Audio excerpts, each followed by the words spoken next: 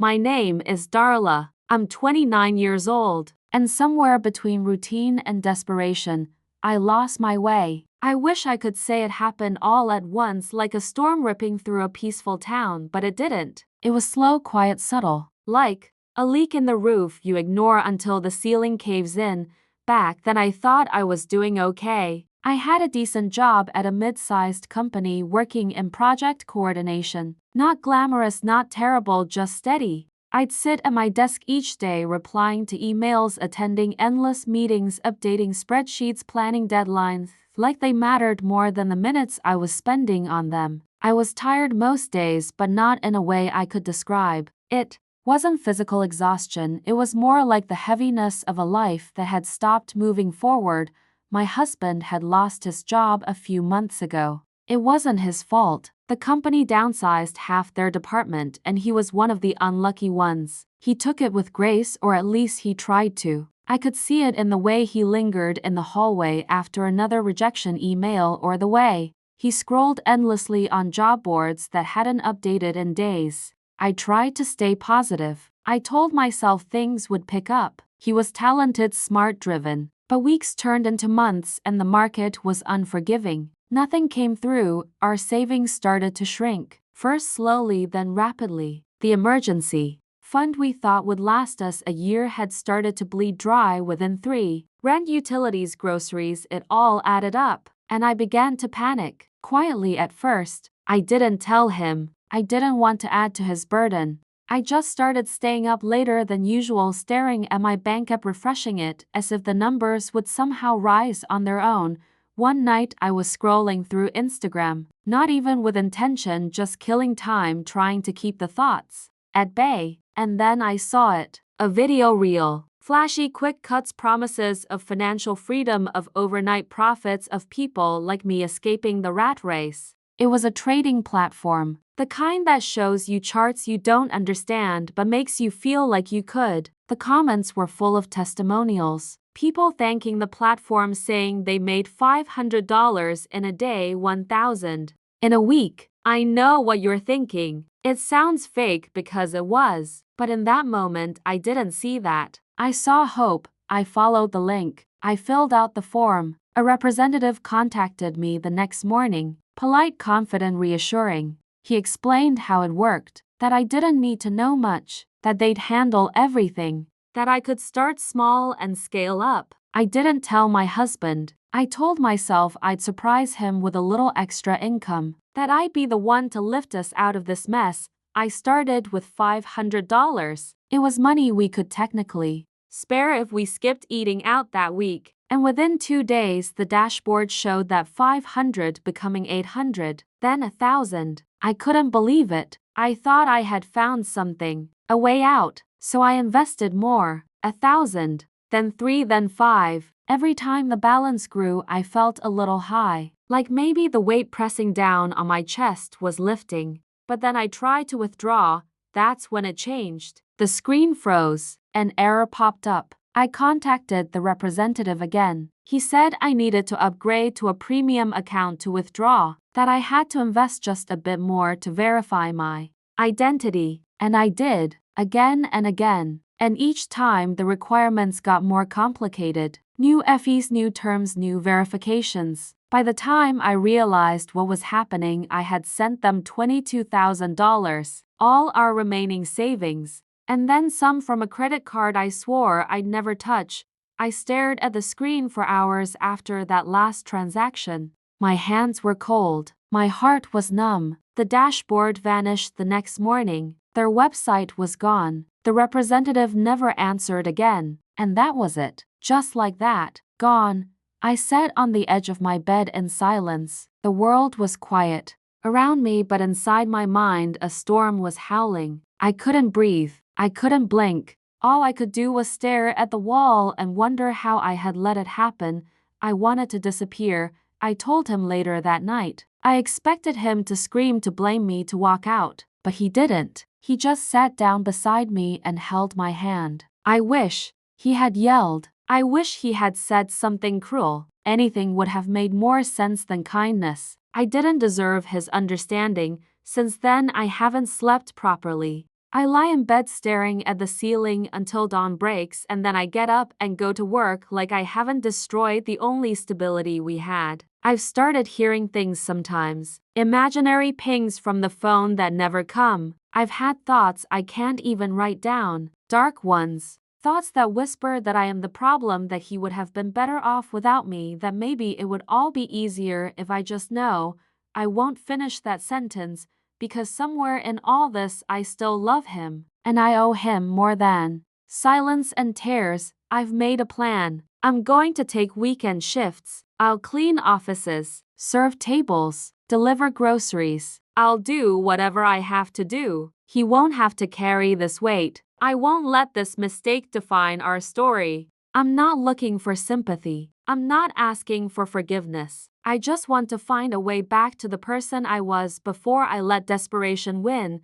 This is my truth, my confession. And maybe if I keep writing, I'll remember how to breathe again. Getting out of bed is harder each morning. When the alarm goes off, I don't even open my eyes. I just wait for the sound to stop, as if silence could make the world go away. I lie still and count my breaths. 1, 2, 3. Sometimes I wonder if not moving might make time stop too.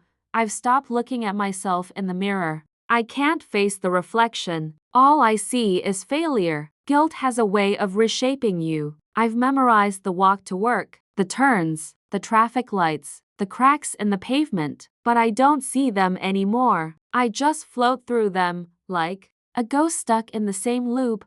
I take the same window seat on the bus every morning. I stare outside, watching people go by, lives moving forward while mine stands still. I don't smile at anyone. I don't make eye contact. Most days I forget what my voice even sounds like. It's easier to be invisible, less chance of being found out. I started working weekends. A cleaning company hired me for early shifts. Offices at sunrise are quiet and still, like they're holding their breath. I mop floors, empty trash, wipe fingerprints off glass. My hands are dry and cracked from the chemicals. The skin on my knuckles splits open sometimes, tiny reminders that pain is still real. That I am still real.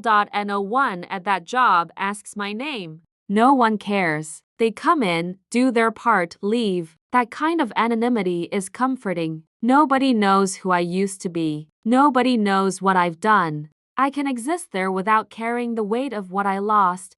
I haven't told my family about the extra job. I haven't told them about the money. I don't think I ever will. What would I even say? That I gave everything to a lie? That I handed over our security to a stranger on the internet? That I was so desperate I ignored every red flag just to believe in something? No, I can't. Disappointing them again would be worse than anything else.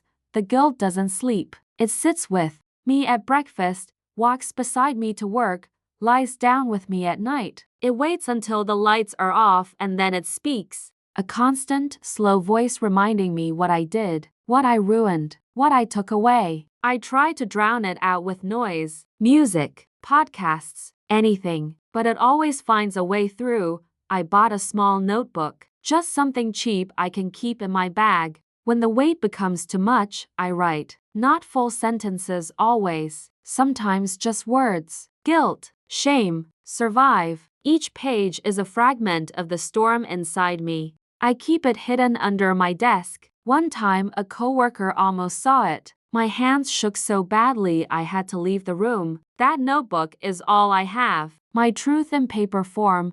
The first thing I ever wrote in it was I made a mistake, but I will build a life out of it. My hands trembled as I scribbled the words. My chest ached, but I wrote them anyway. Because if I can't believe that, even just a little, then there's no point in anything anymore. I watch people more now. Strangers in cafes, mothers with strollers, couples walking hand in hand. I wonder if they're happy, if they've ever made a mistake that hollowed them out, or if they're just better at hiding it than I am. Maybe we're all broken in secret. Maybe some people just wear their pain better. An old friend called recently, someone I hadn't heard from in years. She wanted to catch up. I didn't want to go, but I agreed anyway. Loneliness will make you say, Yes to things your heart dreads. We met at a coffee shop. She looked good. She laughed. She talked about her new promotion, her travel plans, her boyfriend. I smiled and nodded. When she asked how I was, I said fine. What else could I say? That I was drowning in debt I created? That I cry in supermarket aisles because I'm scared my card will decline? That I count hours like coins now? No, so I said fine. And I think she believed me. I've stopped sleeping. At night, I just lie still, staring at the ceiling, waiting for morning. The circles under my eyes have deepened. No amount of concealer hides them. I've stopped wearing color. Everything in my wardrobe feels too loud now. I rotate the same, few black and gray clothes. I don't deserve brightness. I check my bank app compulsively. I know the numbers won't change, but I still look. I know how much I owe down to the last cent. I've memorized the debt timeline. I dream in repayment plans. Interest rates whisper to me like lullabies, but somewhere deep inside there's still a tiny voice, quiet but there, like a candle in a pitch-black room. It says keep going. It says don't give up. It says rebuild. I don't know if I believe it yet, but I haven't extinguished it either. Maybe that means something. Every Saturday I wake up before the sun. I lace my worn-out sneakers and step into a world that doesn't know what I've done. I push a mop across tile floors and try to wash away my shame. And for a moment, in that silence, I pretend I'm not broken. I write a new line in my notebook every night. Some of them don't make sense. Some of them are lies I wish were true. But I write them anyway. Because they are mine. One day I wrote, "This is not the end. I don't know if it's true, but it's the only thing keeping me alive." There comes a moment when the weight inside you stops feeling like something you carry and starts feeling like something that is crushing you. I didn't notice it at first. I thought I was managing. I thought if I just kept going, kept working, kept writing those tiny lines in my notebook, I could outwalk the shame. I was wrong. One morning I missed my alarm. Not by minutes, by hours. The sun was already high. My phone had died sometime in the night. My limbs felt heavier than they ever had, like they weren't mine anymore. I sat on the edge of the bed and couldn't move. I looked at the floor for maybe 30 minutes, maybe more. I wasn't late for work. It was Sunday, but that wasn't why I couldn't move. I just couldn't see a reason to. What was the point? I finally stood up and walked to the bathroom. My reflection startled me. My eyes looked sunken, my cheeks hollow.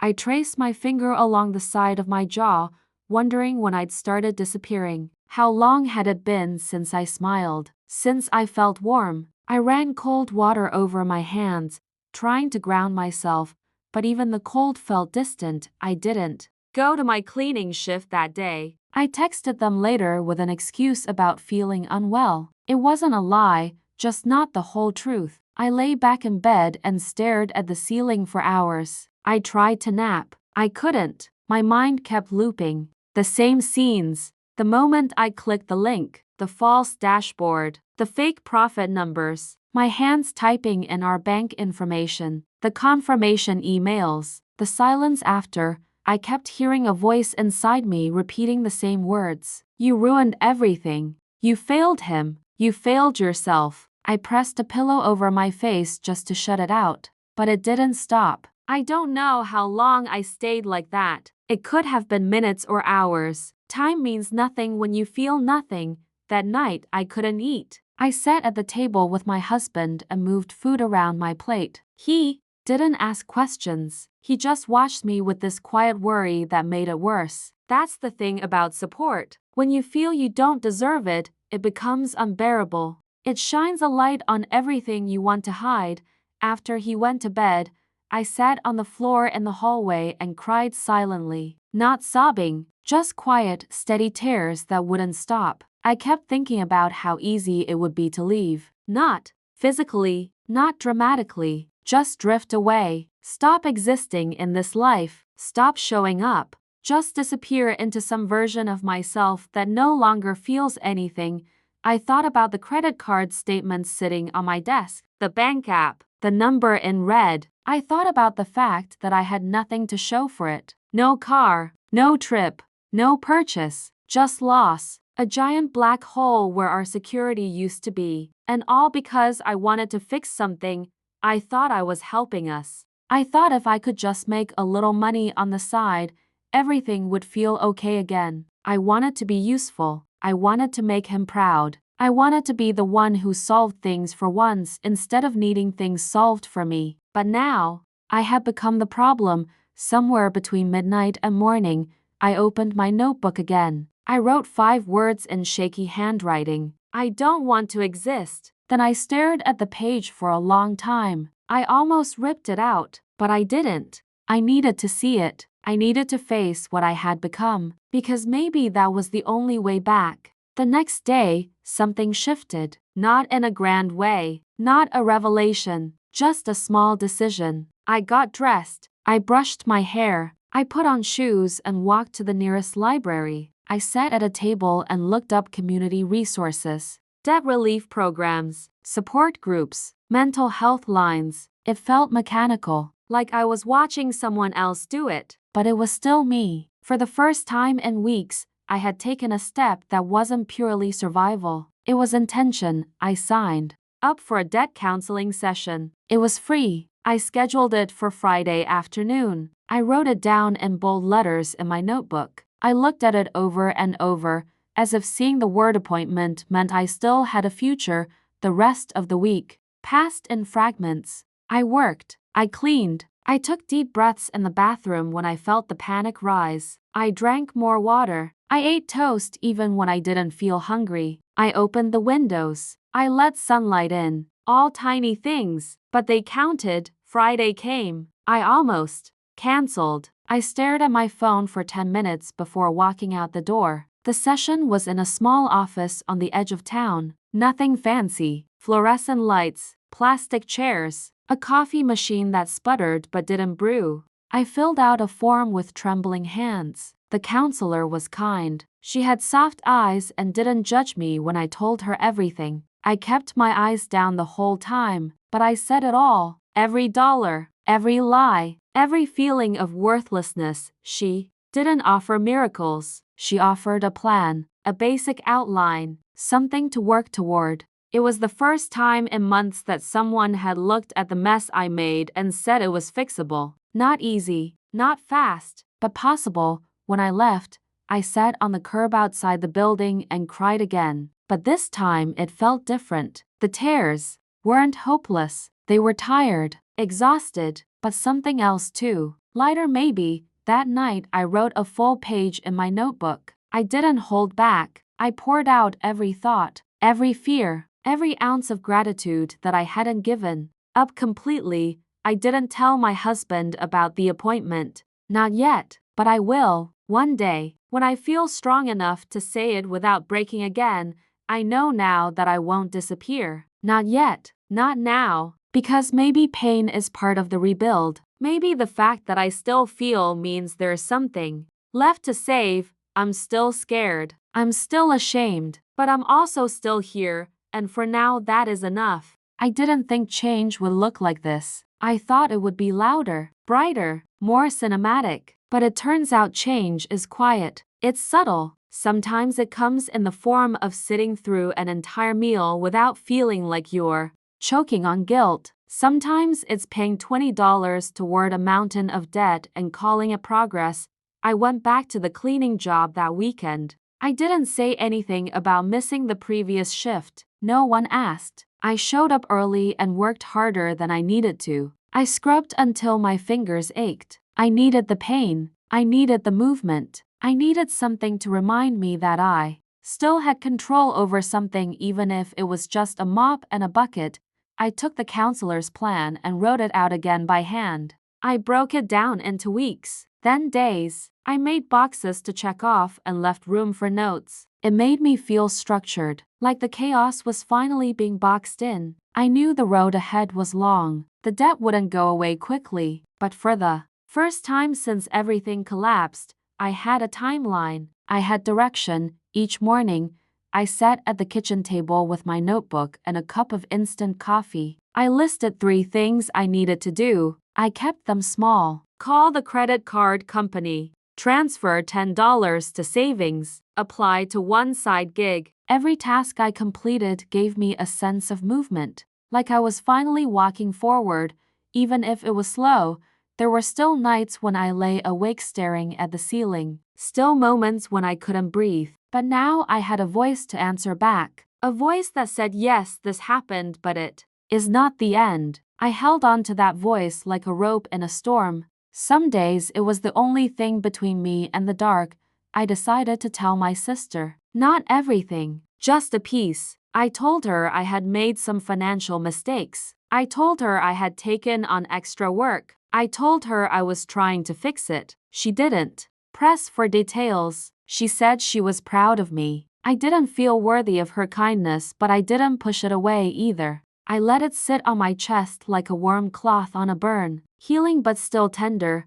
I started walking in the evenings, just short walks around the block. No destination, just movement. I listened to the sounds of passing cars and dogs barking behind fences. The rhythm of my footsteps on the pavement calmed me. I used to avoid people's eyes. Now I started nodding to neighbors. I didn't know their names, but I wanted to start being visible again. I downloaded a meditation app. At first, I couldn't sit still for more than 2 minutes. My mind would spiral, but I kept trying. I sat cross-legged on the carpet and listened to a calm voice tell me to breathe. Inhale, exhale. I cried the first time I made it to 5 minutes, not because it was hard, but because I had forgotten what stillness felt like without panic. One afternoon, I got a letter from the credit card company. My stomach dropped when I saw the envelope. I sat on the couch and stared at it for half an hour. I finally opened it and read that my minimum payment had gone through. Just $25.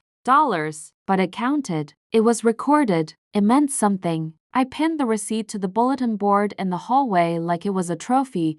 I began looking at money differently. Not as a weapon, not as a curse, but as a tool I had to learn how to use. I wrote down every cent I spent. I tracked every purchase. It was tedious and frustrating, but also empowering. I was finally paying attention. The shame was still there, like a shadow that never left, but it wasn't as loud anymore. It didn't scream, it whispered. And on good days, I could ignore it. My husband noticed the changes. I hadn't told him about the counselor yet, but I could feel the questions in his gaze. He didn't push, he waited. I appreciated that more than he'll ever know. I wasn't ready to speak it out loud, but I was getting closer.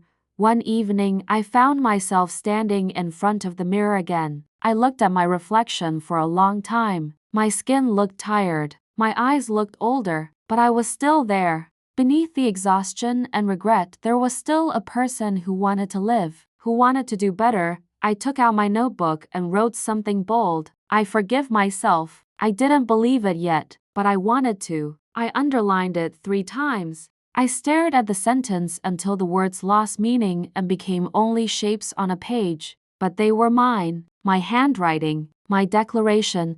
The world still felt fragile. The future still scared me. But I was no longer at the mercy of my past. I was learning how to stand again. Slowly, carefully, but surely, the journey was far from over. The hardest parts might still be ahead, but I wasn't buried under the weight anymore. I had risen just high enough to see that there might still be light above, and that was enough to keep going. There is a moment right before a confession when everything becomes still. The world narrows, breath slows, and the weight of unspoken words presses against your ribs like they're trying to claw their way out. I had carried the truth for too long, folded it into every quiet moment, hid it behind smiles, buried it beneath my routines, but secrets are never silent forever. Eventually, they demand air.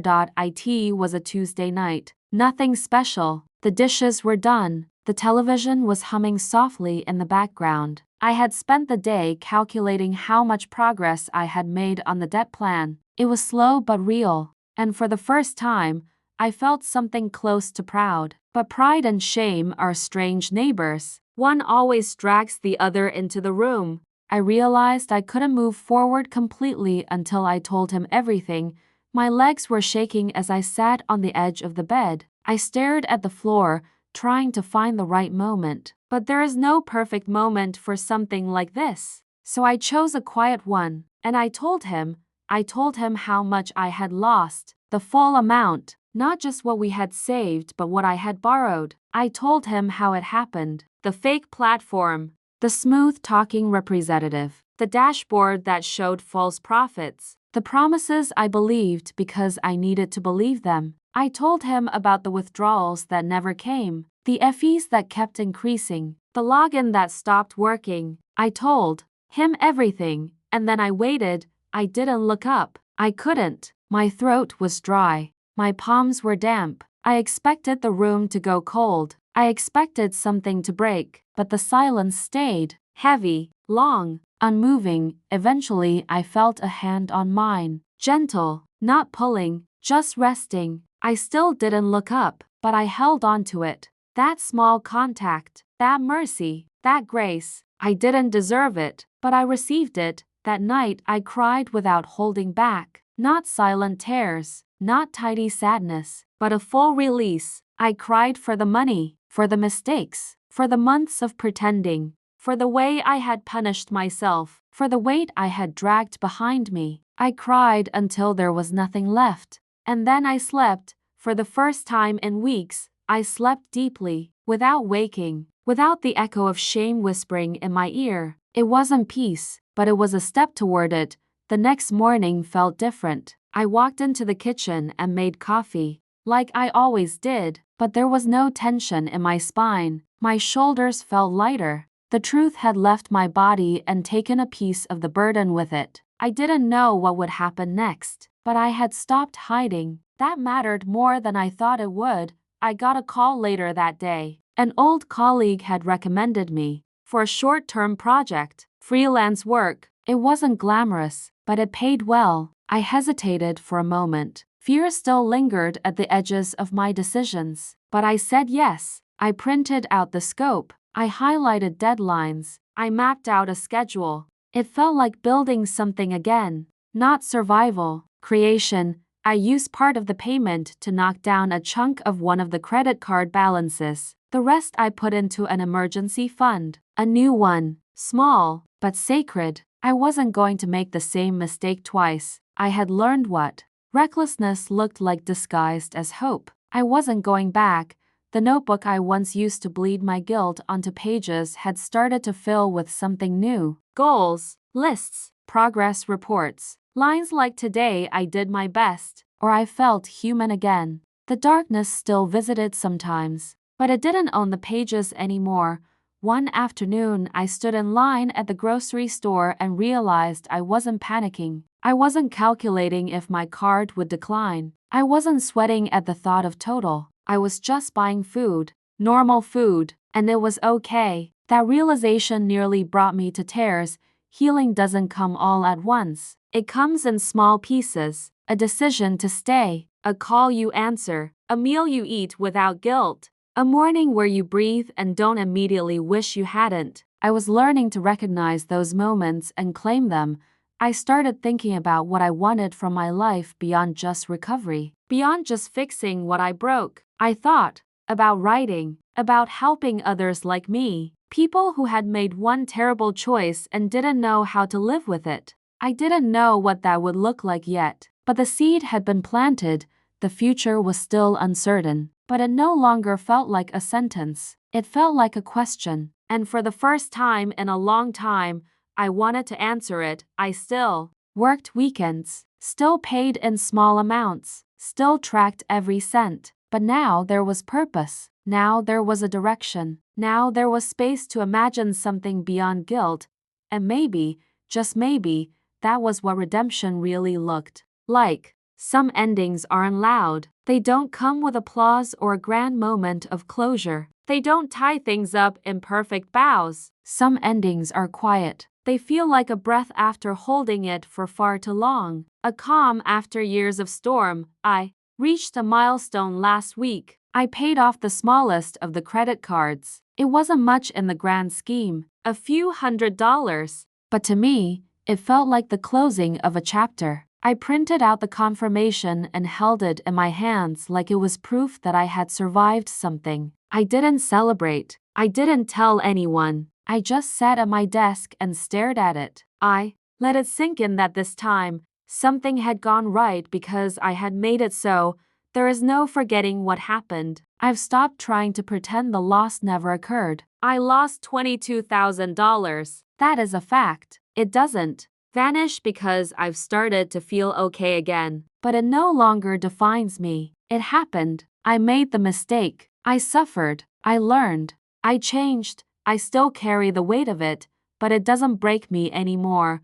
I finally told my parents. I didn't give them every detail, but I told them I had been struggling, that I had fallen into something that wasn't what it seemed. I braced myself for disappointment, but what I got instead was silence, then understanding. My mother looked at me in a way that made me feel 6 years old and safe. My father squeezed my hand. I hadn't realized how much I needed that gesture until it happened.